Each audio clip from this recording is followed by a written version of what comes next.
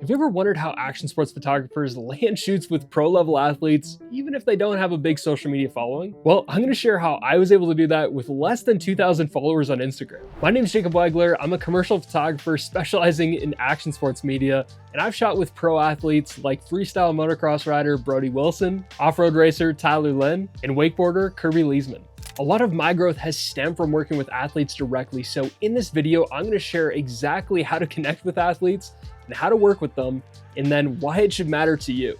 First, I think it's important to talk about why it should matter to you. If you're trying to grow a career in action sports photography, this can be a huge hack for a few reasons. It can provide you with outstanding portfolio pieces, it can build your credibility, and it can also position you in a place to speak with sponsors directly if you deliver great results. I remember when I was pretty young in my career, I was advised to do this to work one-on-one with athletes, and it was probably one of the best pieces of advice I could have gotten. And that's mainly due to it being such a heavy networking piece. Because if the athletes like you, they're gonna talk highly about you to both their sponsors, to other athletes, and oftentimes you just become the person that they wanna shoot with the most. Now, we wanna make sure that we're executing this properly when we're reaching out to athletes, so let's go into the next part of how we do this. So first, I recommend starting local. Find athletes at least within driving distance. And I know you might be thinking, well, there's none of the top athletes in my area. Who do I connect with? Even though this video is about going and connecting with the biggest and the best athletes, we all have to start somewhere. So yeah, even if they are mid-tier talent, I truly believe that you can capture amazing shots even from shoots like that. It's just gonna take a lot of intentionality. You're gonna have to have a great vision coming into the shoot, and when you execute, you have to be on your game. For example, I had to go shoot my buddy riding a dirt bike before I could ever reach out to Brody Wilson. The reason why it's better to do this instead of going like straight direct to top talent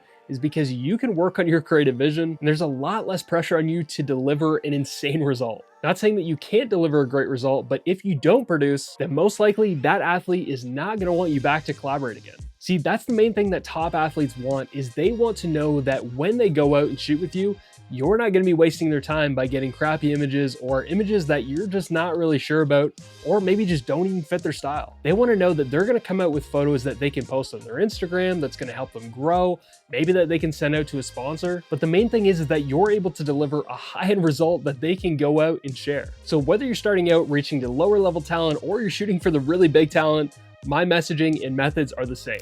I just wanted to interrupt quick and let you know that if you are looking to level up your action sports portfolio and learn how to start pitching and landing more clients so that you can get paid, I have a program that helps action sports photographers take their careers to the next level. So if that is you and you're looking to level up, then I've got more information for you down below. All right, let's get back to the video. So I'm mainly reaching out to these people on Instagram. Now I'm gonna give the example of me sending a message off to Travis Pastrana. Hey Travis, I hope you've been enjoying your summer. My name's Jacob Wagler and I'm an action sports photographer. I'm reaching out to see if you'd be interested in collaborating on a project together. I think you'd have the perfect look for what I'm envisioning, and I believe that we could create something amazing together. All of the photos, reels, and behind the scenes media is gonna be available for you to use on social media. If you're interested in shooting together, I'd be happy to provide you with more information about my vision and plan. I look forward to chatting more. Best, Jacob Wagler. The reason why I found that this script works so well is because I'm very short to the point, I'm clear about my vision and what I'm looking for, and how I can provide the most amount of value to them. Like I said earlier, that is the biggest thing for them. They want to know that they're going to get value out of this for their time. Whether that's going to be some photos, whether that's going to be some reels, maybe some behind the scenes content that you've got like some really creative ideas about, or maybe it's just like a montage of clips. The biggest thing to be thinking about though is how can it become a no-brainer to them?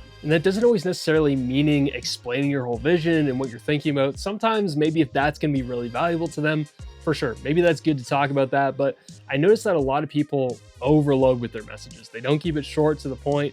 They don't keep enough interest for them to message back. Like they give everything up front and it's just like this huge paragraph that they maybe don't even care to read because like they're so busy, right? And so you want to make it like a no-brainer thought. Now, no matter who you're reaching out to, you need to think about them like they're a business relationship.